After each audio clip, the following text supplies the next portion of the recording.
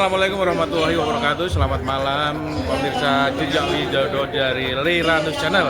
Malam hari ini saya baru saja mengikuti kegiatan ulang tahun kelima kami Koalisi Aksi Menyelamatkan Indonesia, di mana pada malam hari ini banyak sekali tokoh-tokoh yang dihadirkan untuk memberikan dukungan, testimoni dan juga kritikan terhadap pemerintah dan juga perjalanan kami selama 5 tahun. Kami sudah rangkum beberapa orasi dari para pengamat, dari narasumber, ada juga Rocky Gerung dan banyak sekali sumber-sumber yang lain akan kita sampaikan dalam beberapa segmen ke depan. Selamat mengikuti. Kesalahan pertama Prabowo adalah menjanjikan 6.000 mobil SMK. Jokowi. Orang protes, kenapa nggak kritik setajam kritik pada Jokowi? Oke. Kesalahan kedua Prabowo, di kantongnya tidak dia keluarkan 11 triliun. Kesalahan ketiga Prabowo, dia hamburkan APBN untuk bangun IKN. Fair enough. Jadi kalau mau sama ya begitu. Dan kesalahan keempat Prabowo adalah dia diduga keras memasuki pertanyaan. Itu. Jadi kenapa terus-menerus Jokowi ini selesainya? Karena saya anggota kami, bukan anggota kamu. Kami artinya kapasitas mikir. Kami dihidupkan oleh satu ide, turunkan Jokowi. Saya hidup clear. Sekarang Jokowi bukan lagi penguasa, maka kami harus bubar. Logikanya begitu. Tidak. Jokowi sudah turun, tapi kejahatannya masih hidup.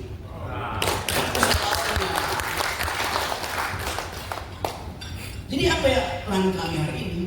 Bukan lagi turunkan, penjarakan. Yang bilang itu siapa? Pak Gatot, Yarsu, Rocky Gerung, Antoni. Tidak, emak-emak yang bilang itu, BEM yang bilang itu, buruh yang bilang itu. Tadi Bu Bet kasih kritik bahwa mahasiswa yang bisa diandalkan untuk memulai perubahan itu. Buruh kurang. Fakta minggu lalu, Jumhur teriak keras dan semua sosial media. Kalau PPATK masih mengunci rekening, buruh akan melakukan narik uang. Tiba-tiba dalam 32 jam saya hitung dibatalkan karena suara dari Jumhur di daerah. Jadi jelas keadaan ini memungkinkan kita mengatakan semua suara kami itu relevan karena di dalam organisasi ini ada yang berpikir tajam. Indrajit ucapkan satu upaya untuk melihat prospek global politics.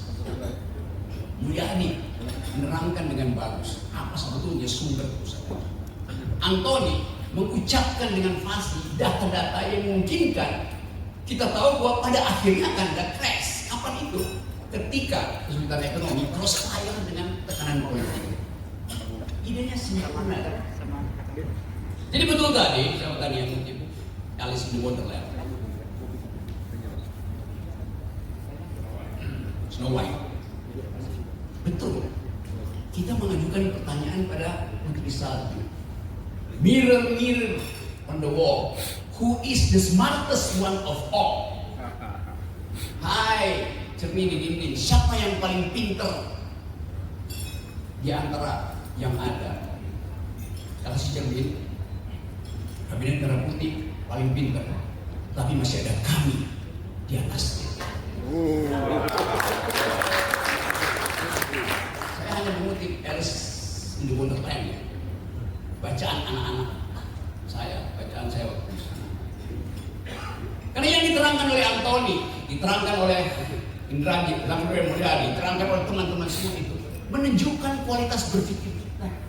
yang nggak ada dendam pada manusia, tapi kita dendam terhadap kebijakan yang dibuat oleh beberapa manusia. Ada yang kutip tadi soal Puyi, anak kecil yang kemudian jadi raja di Cina, dan itu yang menyebabkan kerajaan Ming itu tumbang. Tapi untung wajah anak kecil itu kita tidak lihat di ruangan ini. Maksudnya jadi copot. Panitia. Tapi buat saya Presiden Jokowi tidak melanggar konstitusi ketika menyodorkan anak kecil itu. Dia tidak melanggar konstitusi. Yang dia langgar adalah Undang-Undang Perlindungan Anak. Jadi dia mesti dipenjara karena itu. Menyuruh anak-anak bermain di wilayah orang dewasa itu melanggar Undang-Undang Perlindungan Anak. Itu keadaan kita. Kalau kita coba bikin refleksi yang lagi tajam lagi, semua udah ucapkan itu dengan dalil yang kuat bahwa mengambil jarak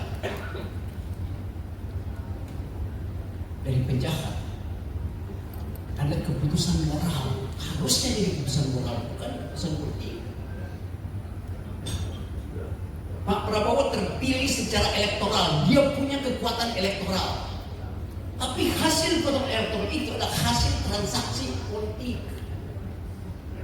Bisa nggak dia ubah itu dari kekuatan elektoral menjadi kekuatan moral?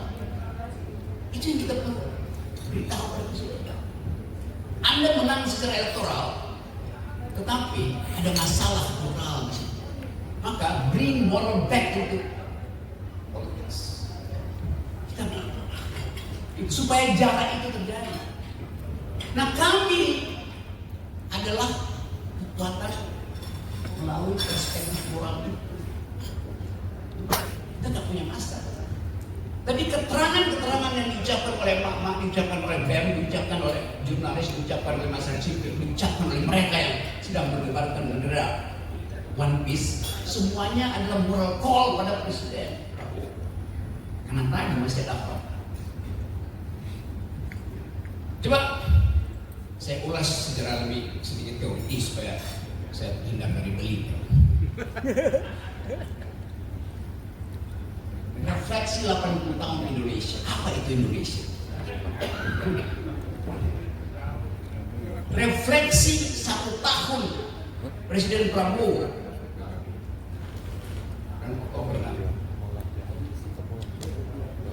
Presiden Prabowo memegang kendali kebijakan. Karena itu dia adalah objek kritik. Kita adalah subjek, warga negara itu subjek. Tapi Indonesia tidak mungkin kita jadi objek kritik. Karena dia ada dalam kedudukan objektif yang tidak kita kuasai. Kebijakan ada objek kritik kita karena kita kuasai. Bahasa Inggris kurang mampu untuk menerangkan bahasa Jerman yang membedakan antara Gegenstand dan objek yang baca di Jerman. Gegenstand artinya objek yang ada di pikiran kita karena itu kita kendalikan. Objek O, B, J, E, P, K, T itu objek yang tidak ada di dalam kendali pikiran kita. Indonesia tidak ada dalam kendali pikiran kita. Tapi kebijakan Presiden Indonesia ada di dalam kendali. Kepentingan agak teoritis ya. Jadi kalau kita bayangkan apa yang akan terjadi di sebagai Indonesia nanti di dalam 5-10 tahun ke depan, sesungguhnya kita hanya mampu dekati itu secara intelektual. Secara intelektual. Buat terjadi realignment di Eropa, buat terjadi realignment di Indo-Pasifik, kita bisa bayangkan itu di dalam pengetahuan kita tentang global issue, global politics. Berapa bulan lalu di situs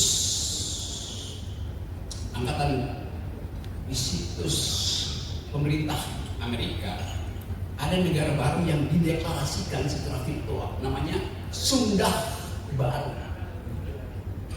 Jadi Amerika mencoba memetakan secara virtual, harus ada negara baru yang di dalam konsepsi dia, ada di dalam genggaman dia. Dia sebut Sunda Baru. Itu adalah persekutuan antara Malaysia, Sumatera, Jawa, dan Kalimantan. Indonesia Timur tidak dianggap. Jadi artinya tadi yang disebut tadi potensi secesionisme, potensi federalisme ada di dalam pikiran para strateg hubungan internasional di Amerika.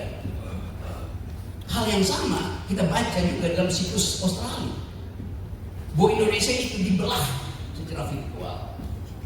Artinya aliansi antara Amerika dan Australia sudah punya semacam kesepakatan untuk melihat masa depan 20-30 tahun ke depan. Jadi kita coba lihat pergumulan politik kita dari perspektif global politics yang tidak mungkin secara objektif kita kendalikan.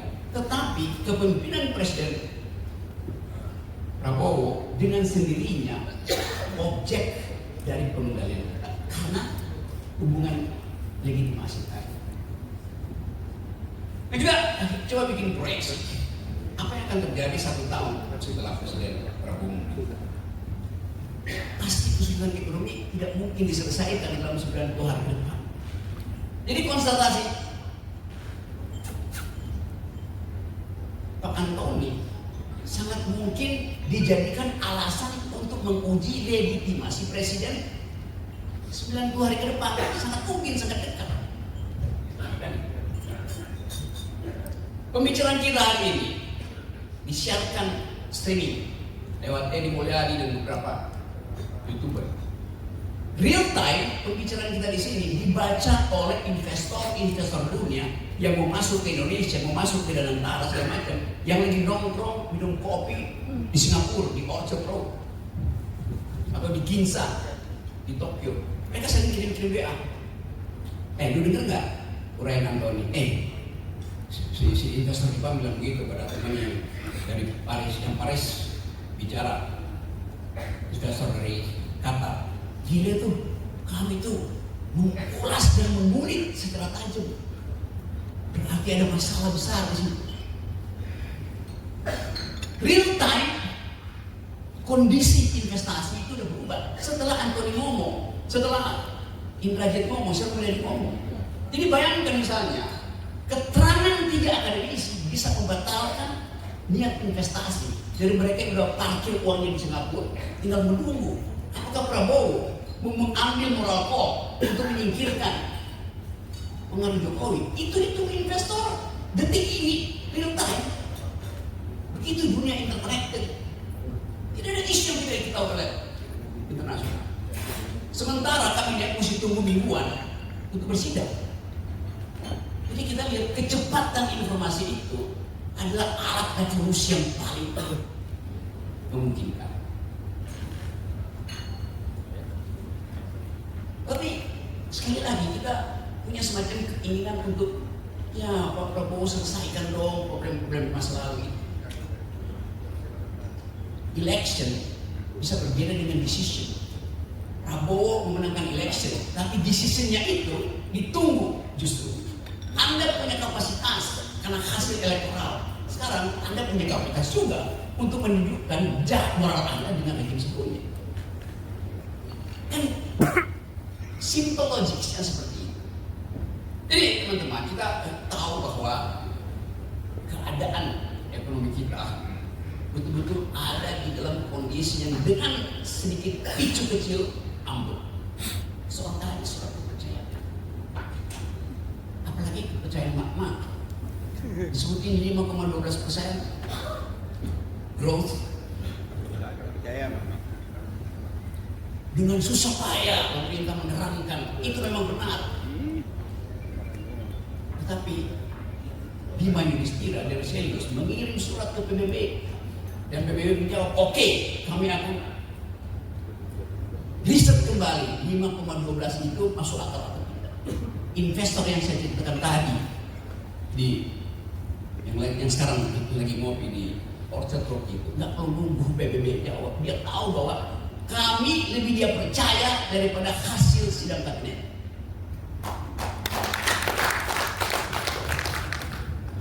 Logik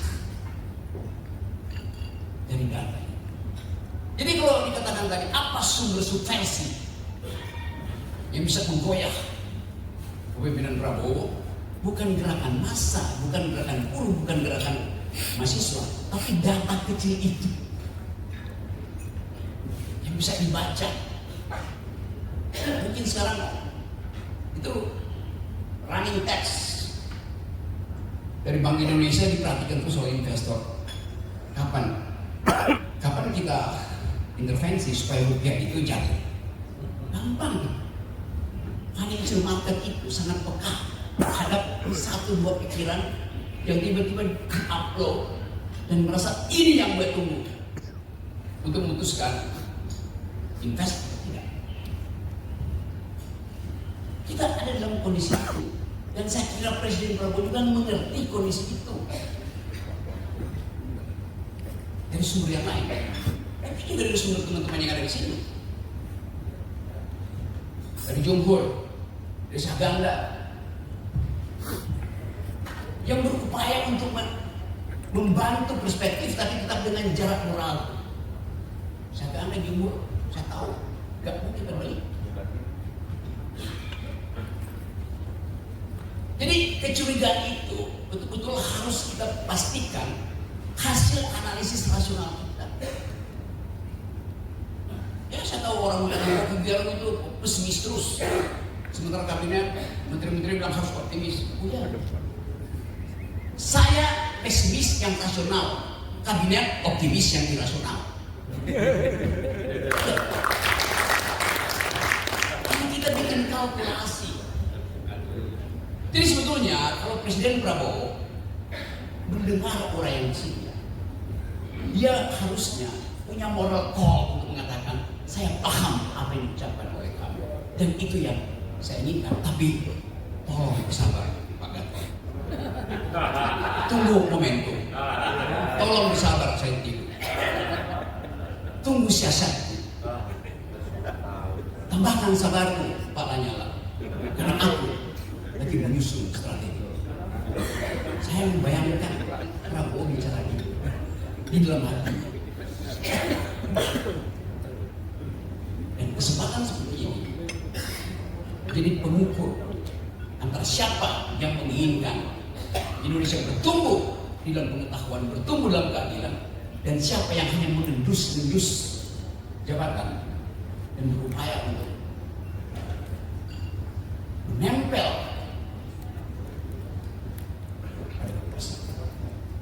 Jadi bagus betul hari ini ada refleksi dan kita tahu bahwa setiap refleksi tidak harus menghasilkan aksi, tidak harus menghasilkan aksi, tapi refleksi yang bermutu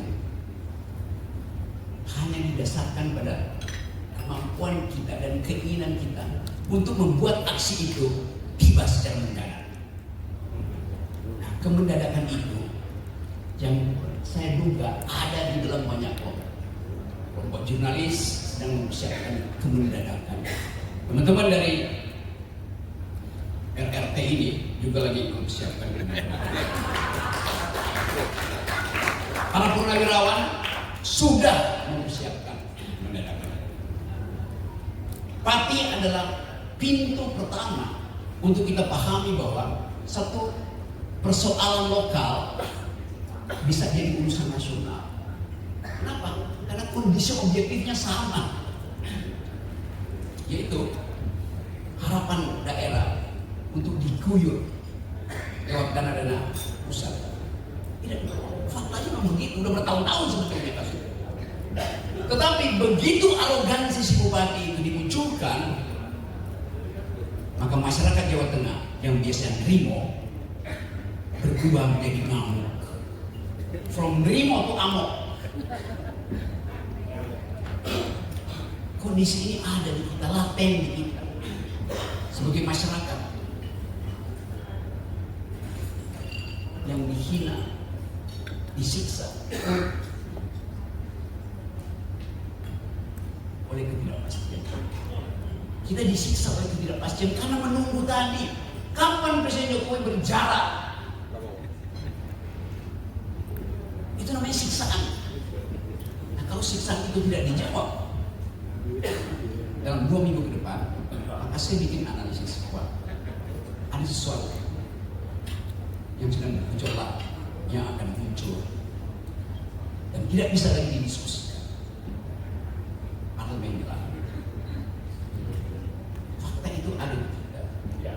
Siapa yang menurunkan Presiden Soeharto? Berapa orang? 20.000 orang mahasiswa duduk di atas MPR. Dulu kura-kura. Gunung Kura-Kura, dan Presiden Soeharto mengerti bahwa dia sudah selesai. Itulah antropologi politik itu, hati itu. 10.000.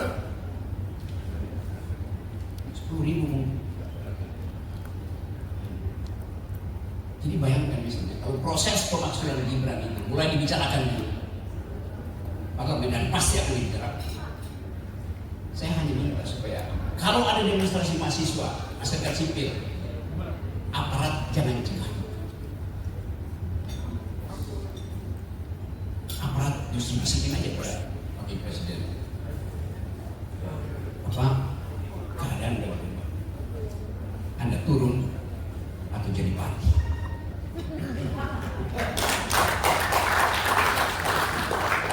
Itu menyelesaikan banyak hal.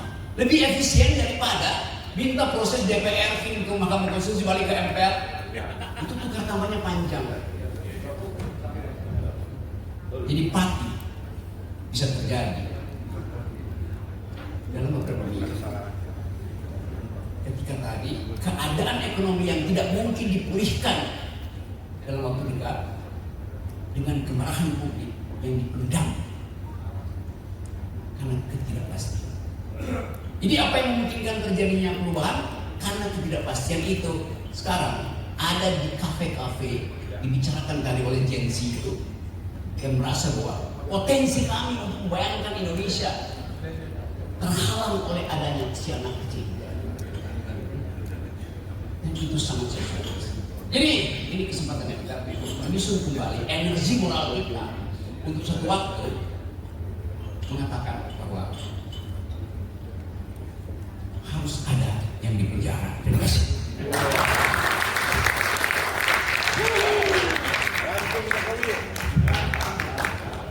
Clear ya, ada solusi ya.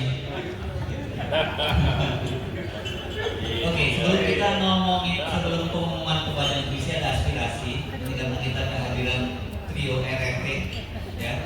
Kita minta untuk maju ke depan sebentar ya.